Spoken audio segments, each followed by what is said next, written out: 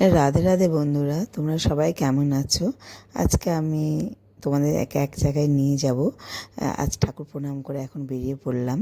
তো যেখানে গেলে সবার মনে খুব শান্তি লাগে সেখানেই চলো। আজকে এটা আমাদের কালিয়াগঞ্জের নাট মন্দির।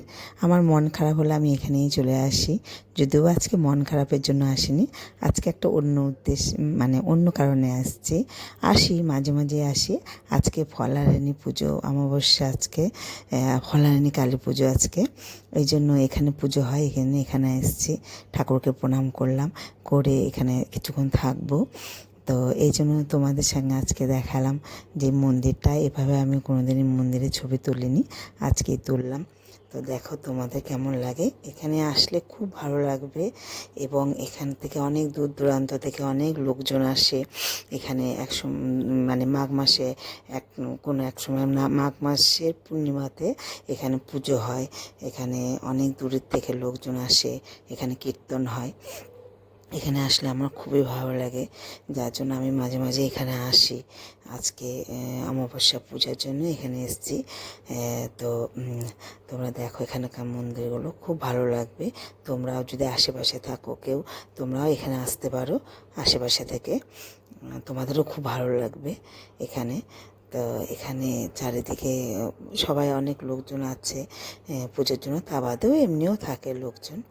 তো এখানে যে এই মঞ্চটা তোমরা দেখছো, যে এখানে কীর্তন হয়, এখানে অনেক লোক, যখন কীর্তন হয় অনেক লোক আসে। মানে প্যান্ডেল ট্যান্ডেল হয়ে এত সুন্দর লাগে জায়গাটা। এখানে মানে তুমি ভিড়ে সন্ধ্যাবেলায় ঢুকতে পারবে না, এত ভিড় হয় এখানে। সন্ধ্যাবেলা আসলে ঢোকা যায় না। আর সারাদিন তাছাড়া হয়, তাছাড়াও এখানে প্রসাদ পাওয়া যায়। তুমি চাইলে এখানে সারাদিন থেকে কীর্তন শুনে এখানে প্রসাদ নিতে পারো। এমনিও এমনিও বিনা পয়সায় প্রসাদ পাওয়া যায়, যারা বসে ওখানে সেবা করে প্রসাদ।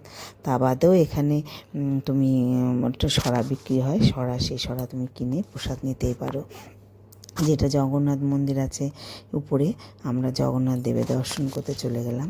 আর তো কিছুদিন পরে এই জগন্নাথ দেব আমাদের পাড়াতে যাবে, মাসির বাড়ি আমাদের ওখানে। তো যাই হোক, তখন খুব আনন্দ হয়, আমাদের পাড়াতেও খুব আনন্দ হয়। তো এখানে এই যে জগন্নাথ দেবের এখানে চলে আসলাম এখানে।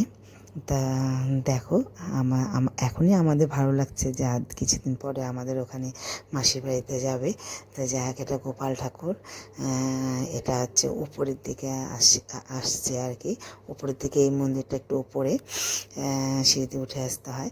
তো এই যে দেখো, উপর থেকে কি ভালো লাগছে মন্দিরের চূড়াগুলো, কি সুন্দর লাগছে, আমার খুব ভালো লাগছে। আমি যদিও এইভাবে কোনোদিন দেখিনি, কিন্তু মন্দিরে এসেছি, প্রণাম করেছি, কিন্তু এইভাবে আসলে ফটোও তুলিনি, কোনোদিন ভিডিও করিনি, দেখিও নি। তো আজকে আমার খুব ভালো লাগছে, এই জন্য তোমাদের সাথেও একটু শেয়ার করলাম। তোমাদের দেখে অবশ্যই বলো কেমন লাগছে, তোমাদের কেমন লাগছে। এবং তোমাদেরও যদি কোনো সময় মন খারাপ লাগে, তোমরাও এখানে চলে আসতে পারো এবং ঠাকুরের দর্শন করে যেতে পারো, খুব ভালো লাগবে তোমাদের। রাধে রাধে।